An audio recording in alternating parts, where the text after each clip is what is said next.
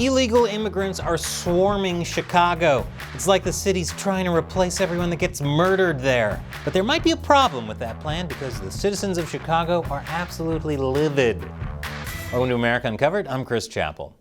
New York City has been making all kinds of headlines lately for its illegal immigrant crisis.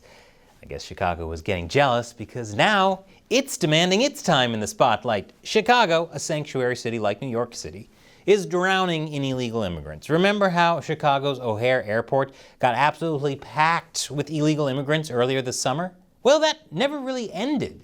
In fact, it even got worse. So much so that the airport put up screens to create special areas for the illegal immigrants temporarily living at the airport. You know, like Tom Hanks in The Terminal. Yes, that movie still exists. It's almost bad enough to make people want to start flying out of Midway Airport. Almost. On top of flights, Chicago has to deal with a flood of buses of migrants each day.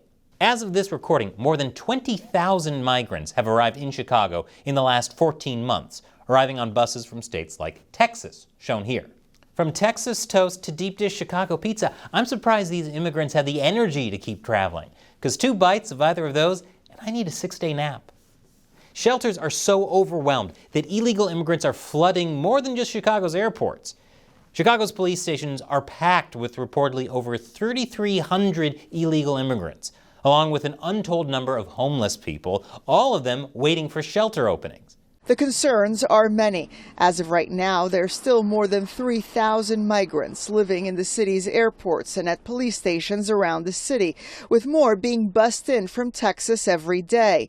This was the scene today at CPD's 8th District, where migrants rummaged through recent donations in search of a pair of winter boots.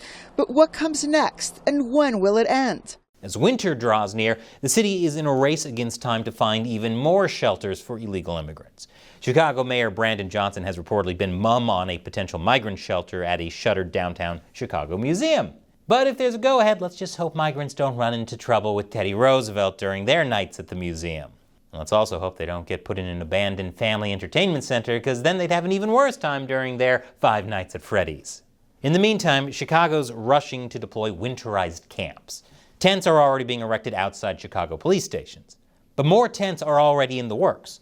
Chicago has also signed a land use contract for $91,000 per month to house migrants in a vacant lot in Brighton Park. A second site is being proposed for a now vacant jewelry store and parking lot in Morgan Park. Basically, every abandoned site that was a Spirit Halloween a few weeks ago will now house illegal immigrants. I hope they remember to clean them all out first. Sending them into a building filled with skeletons doesn't seem the best message. But the vote for the jewelry store lot plan was blocked. As of this recording, the vote has been postponed to some other date. Over the weekend, Illinois Representative Jonathan Jackson traveled to Washington, D.C. to meet with other sanctuary city mayors from New York City, Denver, Houston, and Los Angeles to ask the Biden administration for help.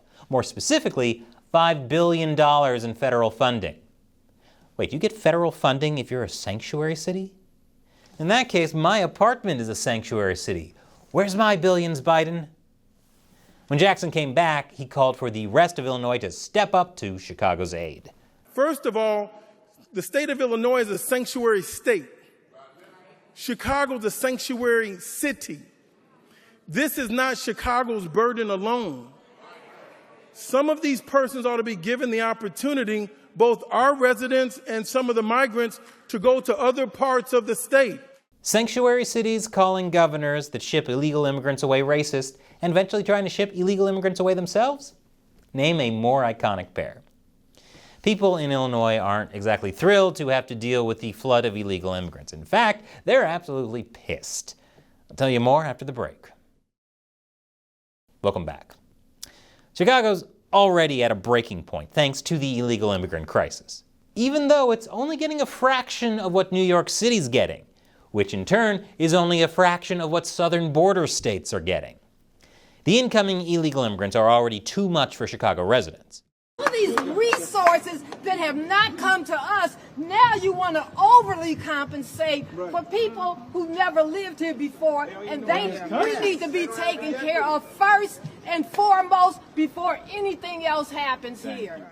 Uh-oh, progressive leaders suddenly have to choose between seeming racist by not taking care of illegal immigrants versus seeming racist by not taking care of their black citizens.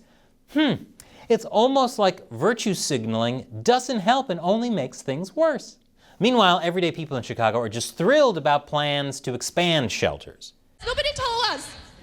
We have more than few thousand people who signed a signature here who said no. The real problem is if this issue isn't solved in the next 11 months, then where are all the Spirit Halloweens going to go next Halloween? Chicago residents have filed multiple lawsuits against the city. Lawsuits have popped up from places like Brighton Park, South Shore, and Westtown to stop illegal immigrant housing plans and even allowing them in, citing how the plans would be a nuisance to communities, violate zoning ordinances, and pose safety and health risks to local neighborhoods. Yeah, think about what would happen if you sent illegal immigrants to the town of Shermer, Illinois. Either they'd be stuck in detention, or they'll risk losing an eye to one of Kevin McAllister's booby traps. Come to think of it, I'm surprised Greg Abbott doesn't have Kevin McAllister making traps at the southern border. Even some local officials are reacting negatively to the housing plans, especially when the deal to build an illegal immigrant tent in Brighton Park was allegedly made behind their backs. Alderwoman Julia Ramirez said in a statement that the city did not inform me that a lease had been signed. She said, "I continue to be frustrated and disappointed in the administration's lack of transparency with my community, and am deeply concerned that a lease would be signed prior to a full environmental assessment taking place." Did she just say her concern was the environment? Is that liberals' way of saying, no, I'm not racist, I'm just concerned about climate change? That's like saying, I'm not homophobic, I'm just worried about guns. Some people don't even think the illegal immigrants should be allowed in the first place. South Shore's Paul Robeson Theater packed with Southside residents. Topics including housing, health and governmental funding, but mostly everyone in line waiting to address Chicago's migrants. The immigrants can come into this country and get a stipend, link, a free room and board, free child care, and some of them are getting Social Security. We should be marching in Washington. We should be crushing them. They shouldn't even be allowed in our neighborhood. Wow. So not only should I say that my apartment is a sanctuary city to get that sweet federal funding, but I should also say I'm an illegal immigrant and get all those sweet benefits. Chop up your IDs and Social Security cards and hop aboard the gravy train. Choo-choo! Demands to save Chicago from mass illegal immigration have gone up. It's gotten to the point that a majority of Chicagoans say they would prefer to end the city's sanctuary city status, which has been around since 1985, to prohibit local officials from withholding city services or prosecuting people solely based on their immigration status. Chicago City Council members got the memo and decided that it was time to put the city's sanctuary city status before voters. But let's just say things were a bit chaotic when Chicago City Council met last week. Especially when Alderman Carlos Ramirez Rosa, who insists that Chicago's sanctuary city policy has nothing to do with the illegal immigration crisis, reportedly tried getting other aldermen to ditch the meeting and attempted to physically block Alderwoman Emma Mitz from joining. You know, if he really wanted to keep people out of that meeting, he could have tried building a wall. Ramirez Rosa narrowly escaped censure over allegations of bullying and threats from that incident, and resigned from being floor leader and chair of the zoning committee. Chicago City Council did put the sanctuary city status up for debate again earlier this week, though in a softer tone. It asked, should the city of Chicago impose reasonable limits on the city's providing resources for migrant sheltering, such as funding caps and shelter occupancy time limits, if necessary to prevent a substantial negative impact on Chicago's current residents? A long, convoluted question that will totally provide the answers people are asking for.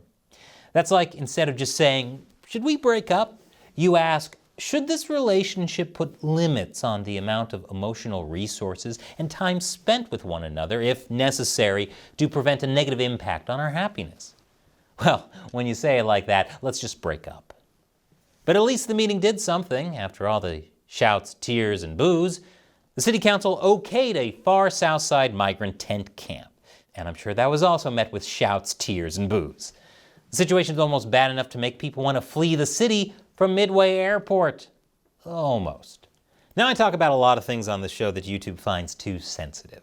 That's why I created a new show called Deep Thoughts While Gaming, to talk about things YouTube would normally censor and hide them in gaming content. Check out this video about the war between Israel and Hamas using Elden Ring. And you can also take comfort in knowing that when you come into the Borders of America Uncovered's Patreon community, we won't rally to kick you out. Click the orange button to contribute without fear of retribution. Once again, I'm Chris Chappell. Thanks for watching America Uncovered.